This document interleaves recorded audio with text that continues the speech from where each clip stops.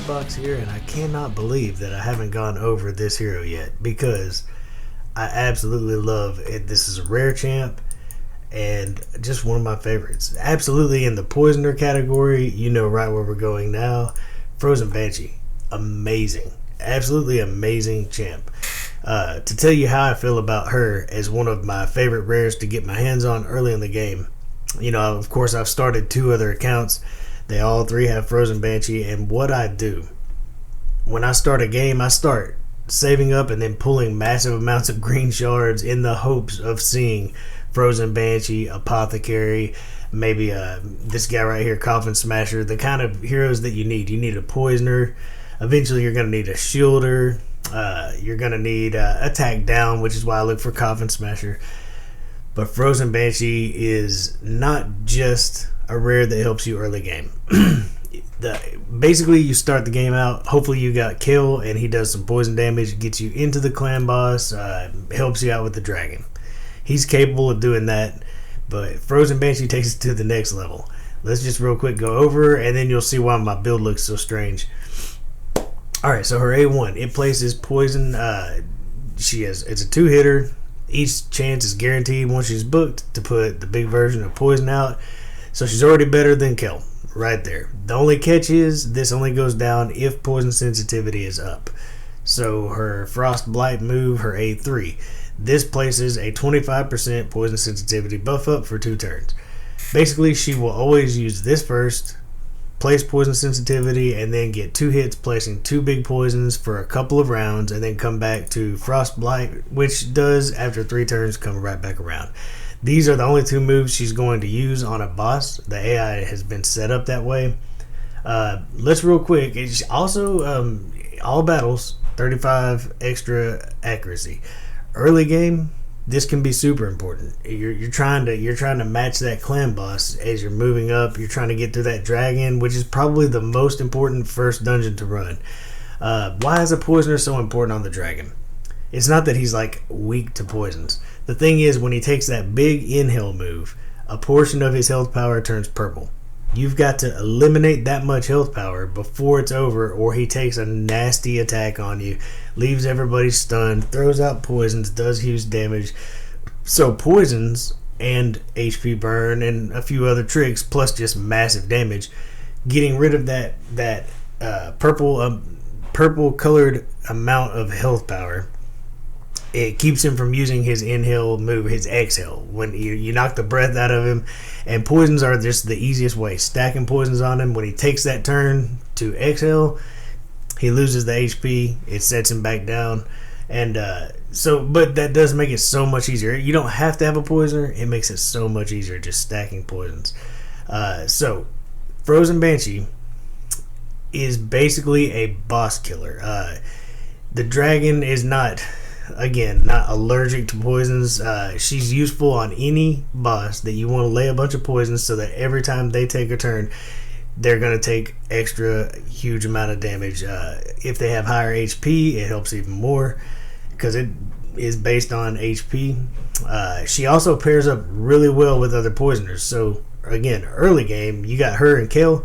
She's making his poisons do more damage. Poison sensitivity actually increases the amount of damage they take from poisons. So you can pair her up with somebody. She's going to do an amazing job. Now, end game, mid game's the same story. She's an end game poisoner, and still arguably the best poisoner in the game. I have Occult Brawler is probably the closest thing to actually going up against her. And we're not going to get into him. He deserves his own guide. He's special in his own way, but he puts out poisons for a longer amount of time and pretty consistently, but it doesn't add up. All right, if you put Frozen Banshee next to Occult Brawler and they each take 1 turn, very vanilla composition, they're just going 1 for 1 with an enemy that's getting a turn for every one of their turns, Occult Brawler will win out in the end because he will land poisons that last longer. He'll end up with more poisons stacked, while Frozen Banshee will have to go back, put down poison sensitivity, and come back with her 2-hitter. And of course things are cycling. But any time that you actually build your team out, clan boss specifically here, where you actually have a counter attack, or you're taking 2 turns for every 1 turn of the boss, or even if you're just going 4 turns for every 3 turns of the boss. She quickly outpaces Occult Brawler and most any other poisoner in the game. She's her poisons do more damage, as do anyone else who comes along with her, because of poison sensitivity, and she's landing a lot of poisons, 2 each turn, until the enemy takes enough turns to wear down their the frost blight, the poison sensitivity. She's amazing. There's not a whole lot. Let's talk about Cruel Exaltation. This can be used. It's an amazing move itself. It fills the turn meter of all allies by 2% for each debuff on the target. This can be used to advantageously get extra turns on the dragon. The problem with this move is it's best used if you manually use it when you need it. And most people are going to try to make a team that can auto through dragon. They can eventually auto through clan boss. Luckily, she does ignore this on her own. When you get the AI, you probably just turn that move off. It already basically is anyway. But during waves, you don't mind using it. But the thing is, I think they have her AI set up naturally to be smarter than what we can even do with it, other than turning Cruel Exaltation off. So there's really nothing you're going to have to do with her. She's going to always prefer to put up poison sensitivity and then start A1ing the enemy down. They've done a really good job with it, if that helps you out. Masteries are going to be... it's going to depend on where you're at, what you're doing. This is a little bit odd because mine is in an unkillable team. I did keep my accuracy build, and I took some Lore of Steel, probably for speed, I'm sure. I do like Evil Eye on most characters, just extra utility. Master Hexer is super good for Frozen Banshee. Poison sensitivity, if it lands for 3 turns, she's going to land more poisons because she doesn't have to put that A3 back up. She'll just keep putting 2 poisons at a time. Definitely a very good option for her. Over here, you basically War Master. Most of this does not matter. This will be good if you're on an unkillable team where you do take damage. This will be good on an unkillable team where you don't take damage. There's really not a whole lot more you need. If you're just using her on Dragon or just a unspeed tuned team, you could go with would it be the debuff? Yeah, where her turn meter does increase when debuffs go off, but you don't want to touch this if you ever want her on a well tuned clan boss team. So that's why I avoided taking Arcane Celerity. So really simple masteries, and if you have enough accuracy and you're really fast, I could see easily going down for more counterattacks against the clan boss and dragon. But there's not really a whole lot to look into there. So let's just real quick, let's take her for a spin. Oh, my build. We'll go over my build. It's more about getting her on a clan boss team. Let's see what I had to get her at a pretty exact speed. So she's 247. Yours doesn't have to be this fast to be amazing, but this is the kind of speed that will get you going 2 turns for every 1, at least sometimes on bosses, so it makes her much more effective to be fast. And then I had to get this crazy speed, so I don't quite have the crit rate that I want, definitely don't have the crit damage I would want, but accuracy, super important. You don't want to be missing. That's really all she's good at, landing poisons. So let's just, and there's things I can still roll up. The fear is, if I roll this up and hit speed, I've got to find a new piece of gear. So Dragon, on stage 25, she's the wrong affinity. Now I promise you that I have taken her in here and beat it with her, but there is that chance that she gets so many weak hits, you can't pull off killing the dragon. So let's just go to stage 24, which gives you pretty much the same rewards. And we're just going to swap him out for her, who I actually prefer. I do prefer my Frozen Banshee most of the time.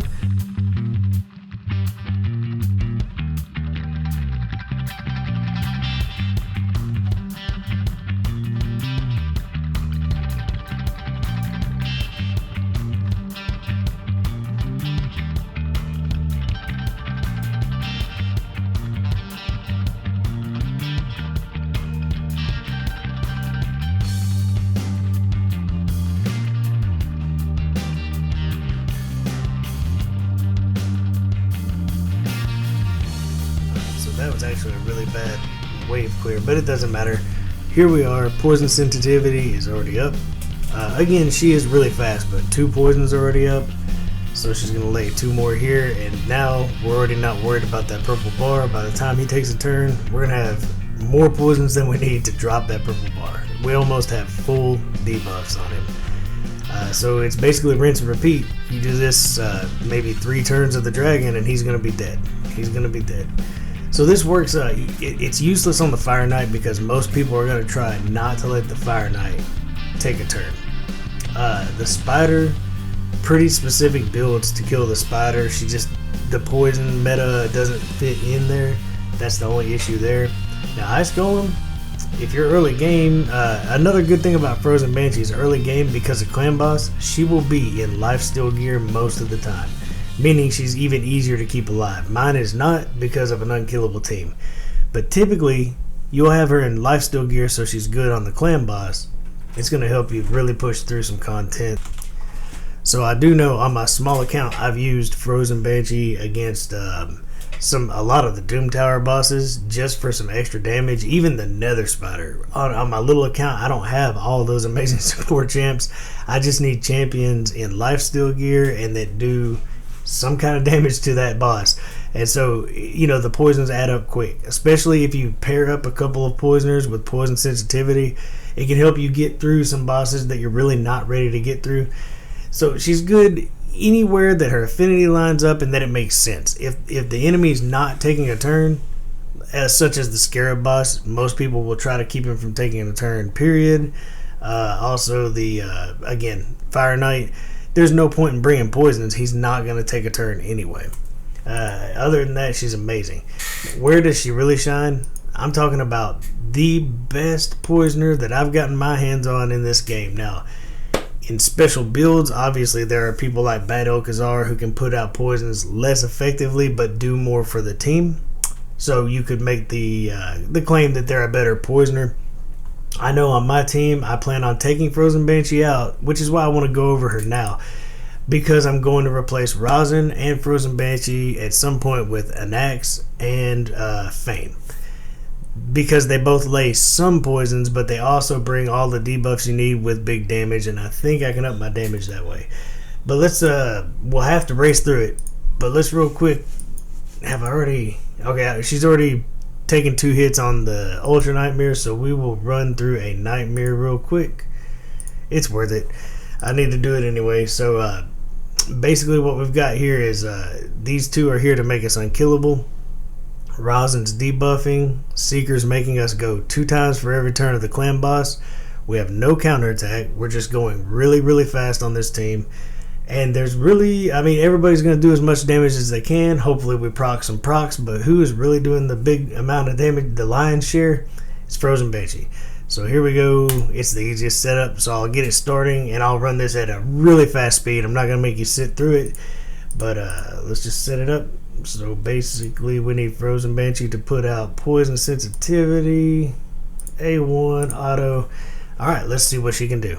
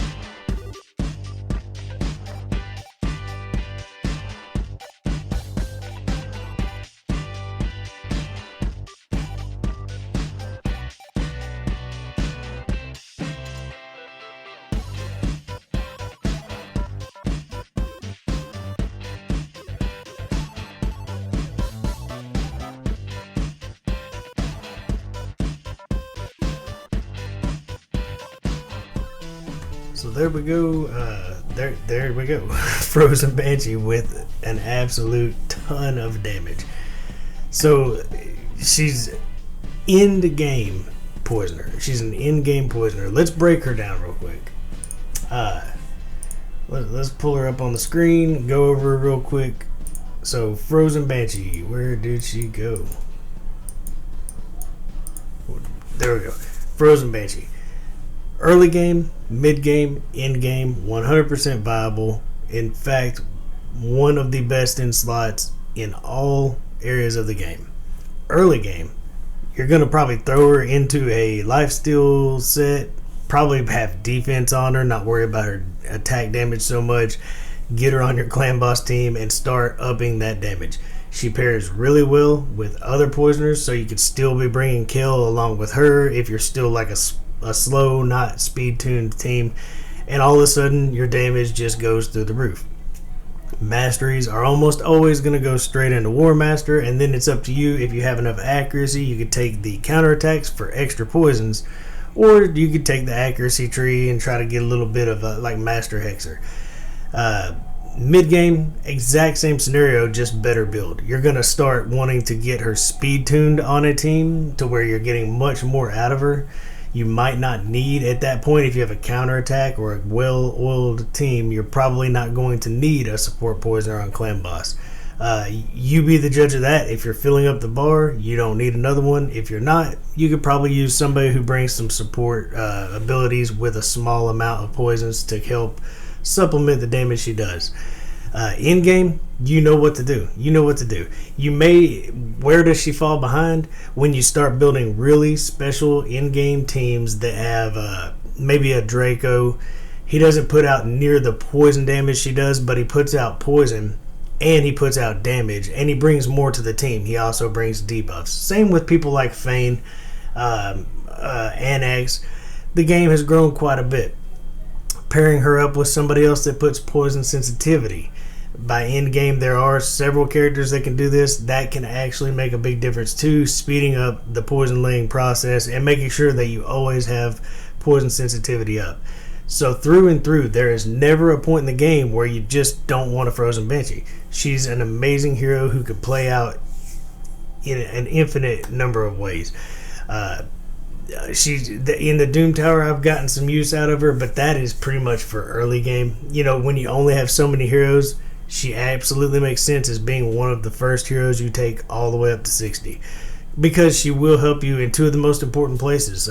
For gear, Dragon, that's where you want to be, and Clan Boss, right? You want to be getting, you get gear, you get shards, you get books. She's not very good in the arena. There's really not a whole lot she brings in the arena, though I would say if you have a lot of debuffs out, she could speed your team up even more if you use that A2. But that's something that you're not going to see a lot of. I don't suggest bringing her into the arena or building her as an arena hero, and that is it. I love Frozen Banshee. She's got a really cool look. She's an undead, a rare. It's great to get rares that change the game, that really help your account. You will have to have a poisoner, and if she can play right through to the very end of the game, then there's no point in waiting on building her out. She can be your poisoner through almost the entire game, and I'm going to start looking into some other rares that can play roles like that through the entire game for you. That way, if you build them out early, you don't regret it later, even if you get somebody better. You know, if you come up with a Draco and an Annex, you might not need Frozen Banshee anymore. But she still is useful and can still pull off the job. So until next time, enjoy the grind.